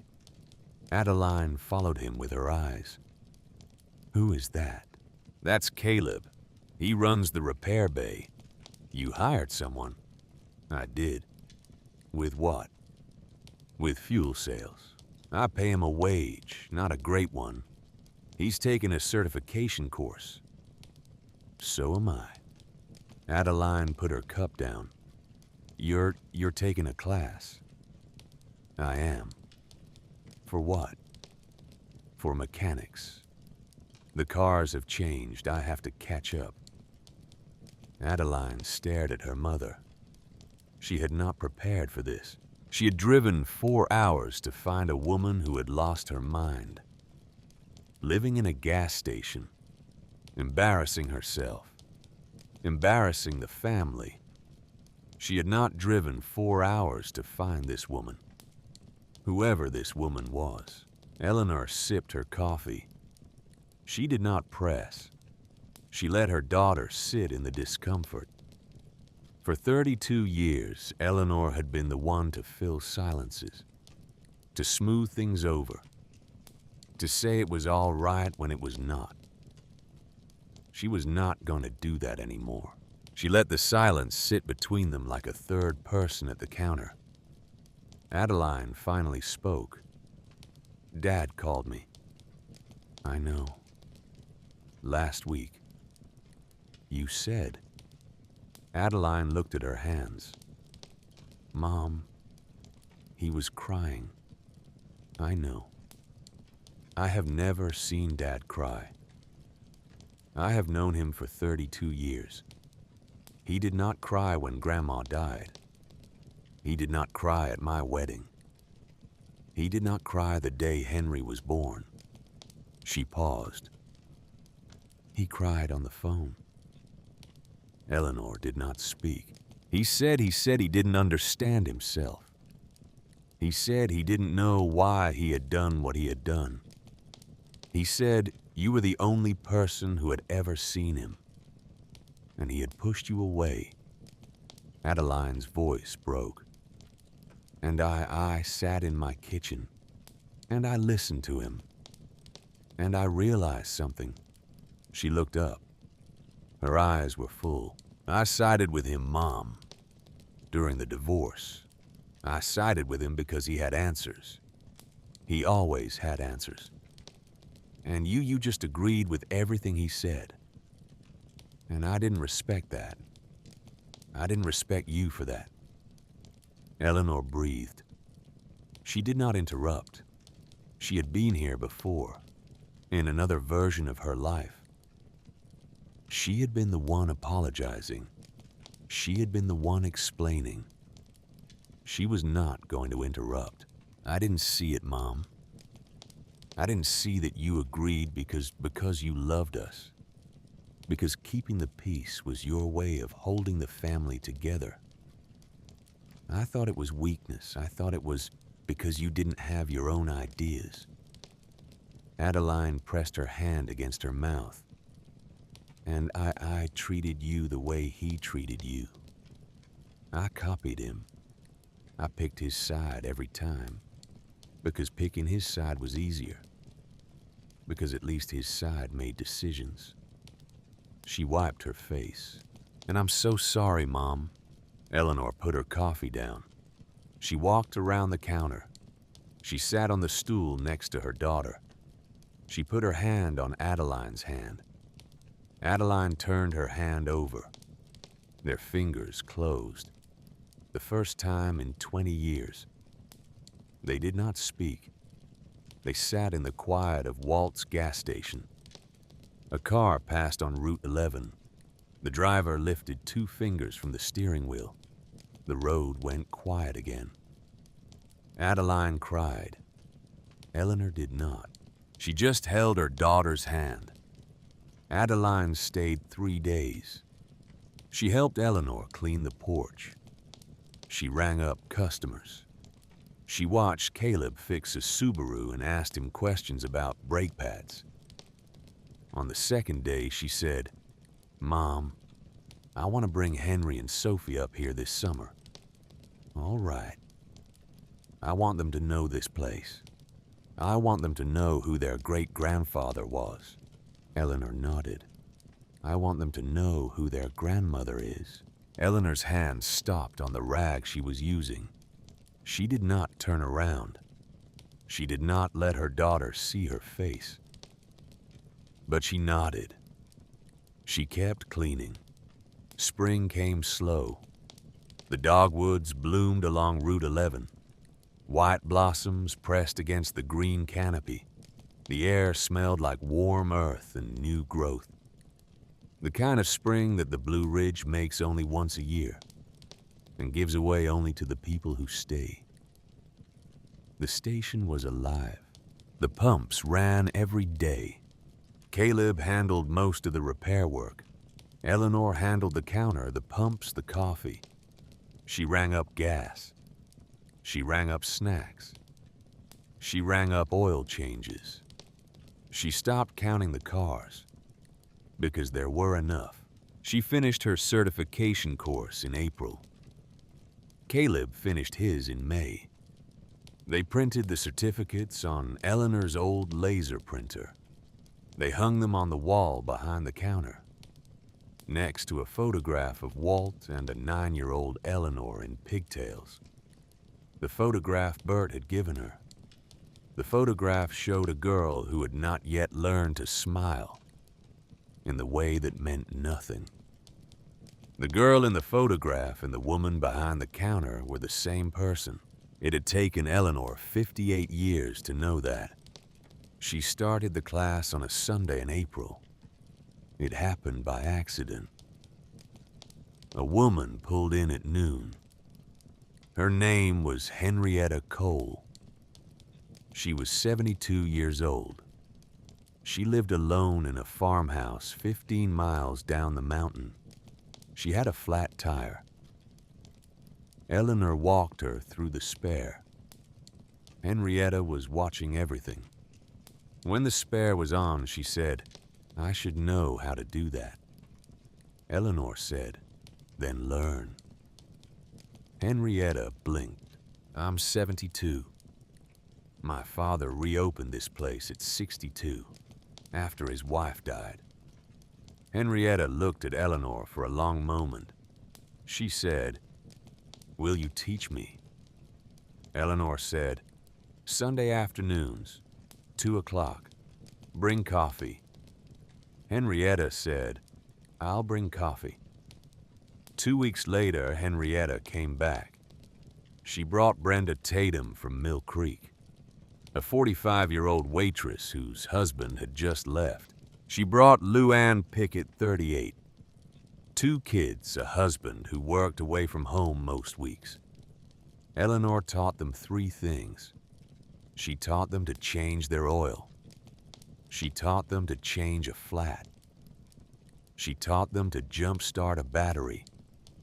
She taught them with her own hands, on her own land, with her father's tools. Henrietta brought banana bread the second week. Brenda brought a thermos of strong coffee. Luann brought her 13-year-old daughter, who watched, and then asked the third week if she could try. By the end of May, the Sunday class had grown to 9 women. Some weeks, Caleb helped. Mostly, Eleanor did it alone. She told them one Sunday, standing in the bay with grease on her hands, "You should not depend on anyone for this. Not a husband, not a son, not a mechanic. You should know." A 72-year-old woman named Henrietta Cole looked up at her. She said, "Why didn't anyone tell me this before?" Eleanor said, "I don't know, but I'm telling you now." Henrietta wiped her hands on a rag. She said, "I'm going to tell my granddaughter." In May, Adeline came back. She brought Henry, almost 8 years old. She brought Sophie, 6. They climbed out of the rental car wearing city clothes, wide eyes, looking at the mountains, at the gravel lot, at the world that was entirely different from their own. Eleanor met them on the porch. She knelt down to Sophie's height. "Hi, sweet pea." "Grandma, why is your house a gas station?" "Because my daddy made it." "Where is he?" "He's gone, but he's in the walls." Sophie thought about that. She nodded. "Okay." She walked into the station like she lived there. Henry stood by the pump. He looked at it like it was a spaceship. "Grandma, how does it work?" "I'll show you." She showed him everything. She took him into the bay. She lifted him up so he could see the pegboard. She let him hold a wrench. She showed him the outline. She showed him how each tool had a home. She let Sophie hold a flashlight. She showed her how to check tire pressure. Henry was fascinated by the gauge. He pressed it to the valve stem of a Ford F-150 parked in the bay. 32. Perfect. What if it wasn't? Then you'd add some. Compressor's right there. He turned the gauge over in his hands. "Grandma, can I do another one?" "You can do every tire on the lot." He did. He did every tire on the lot, and Adeline stood in the doorway of the bay, watching. And Eleanor watched her daughter watch her son. And the air in the bay felt full of something. 3 generations in the same room, doing the same thing. The boy with the gauge in his hand had Walt's hands. He did not know it. He never would. But Eleanor knew. That night, after the children were asleep upstairs in the room that had become a guest room, Eleanor and Adeline sat on the porch. The mountains were dark. The stars were thick. A bottle of cheap red wine sat between them.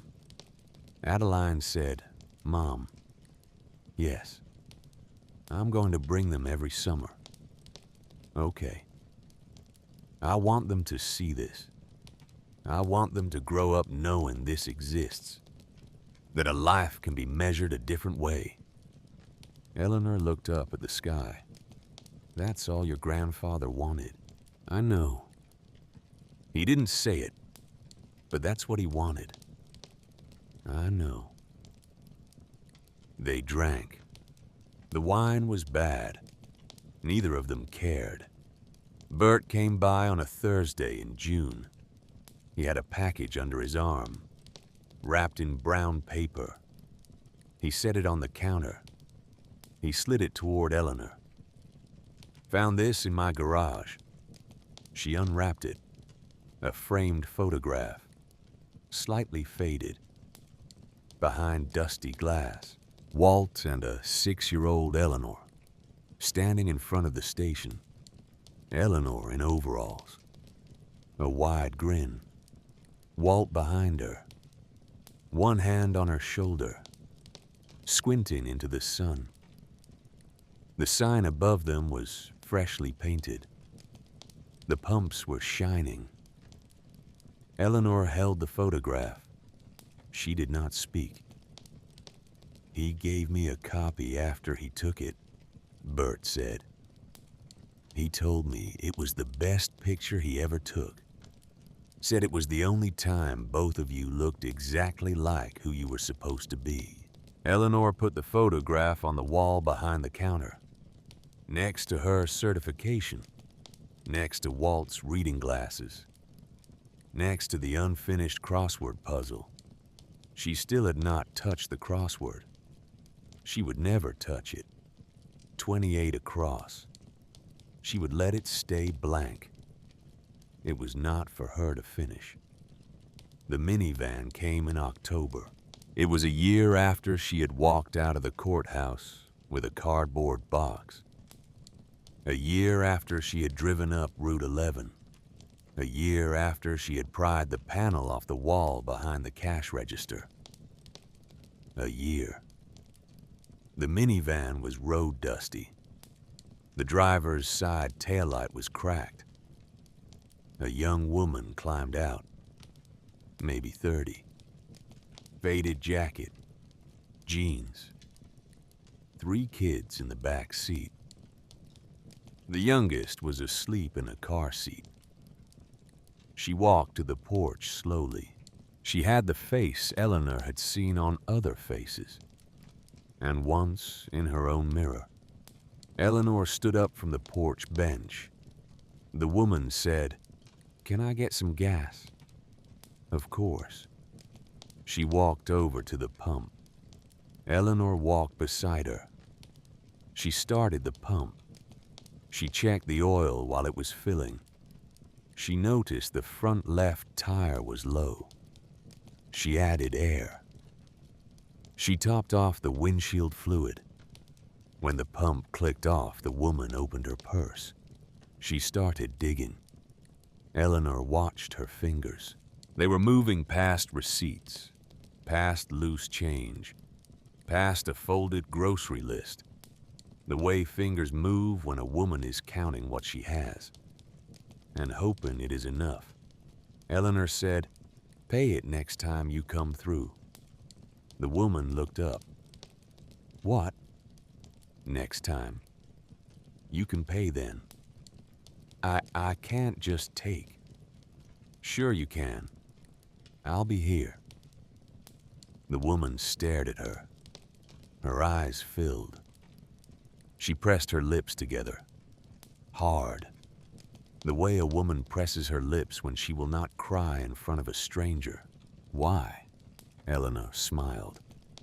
Because a year ago I was standing in a rest area bathroom with $12 to my name, and an old woman gave me a 5 for crackers, and I had not eaten in a day, and I was about to cry. And she said, "Pay it forward sometime." The young woman looked at her. The young woman did not know what to say. "What's your name?" Eleanor said. "Marisol." "Marisol, what do your kids like to eat?" "Peanut butter sandwiches. The boys. The baby likes apples." Eleanor walked to her truck. She came back with a small paper bag, apples, a loaf of bread, a jar of peanut butter she had bought the day before.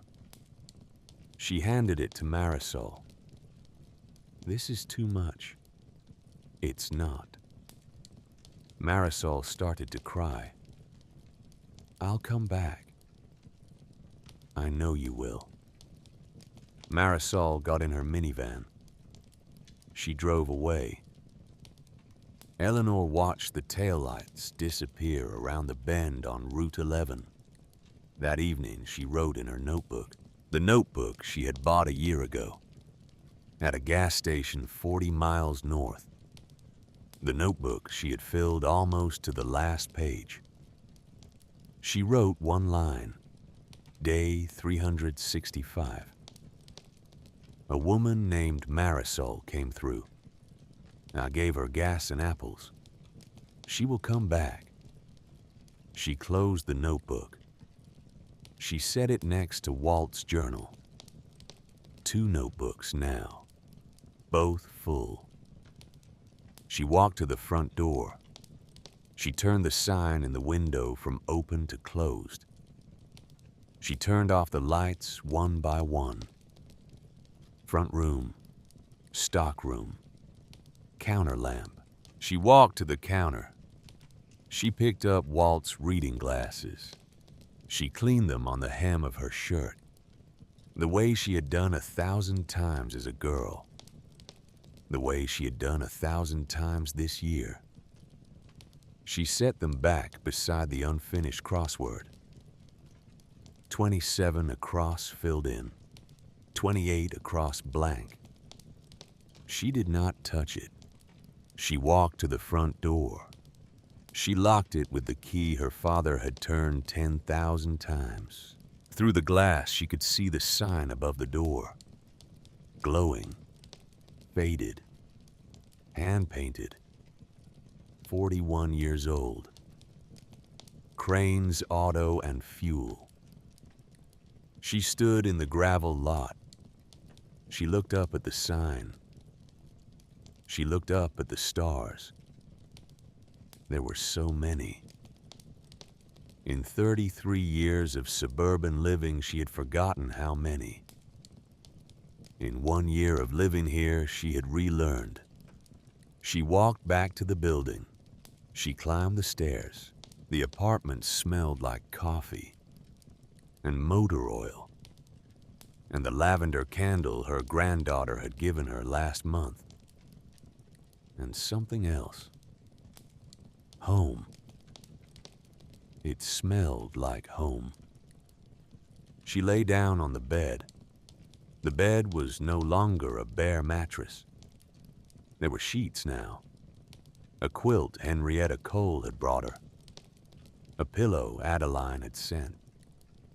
She turned off the lamp. She was 59 years old. She had lost a husband, a house, a version of herself she had spent 33 years building. She had gained a name, a community, a purpose, a daughter she was getting back slowly, a grandson with her father's hands, a bay full of tools, a sign that worked, a door that was open every morning at 6, a father 12 years gone whose work she was finishing. Not the crossword, the other work.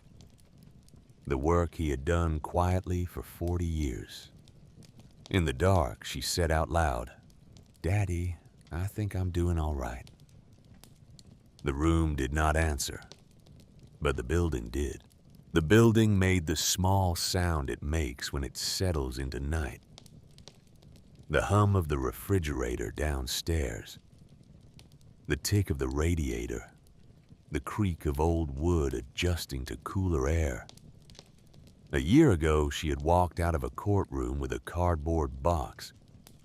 She had thought it was the end. It was not the end. It was the chapter she had been waiting her whole life to write. She was 59. She was just getting started. Outside, somewhere down the mountain, a truck was starting its engine. It would pass the station in the morning. Maybe it would slow down this time.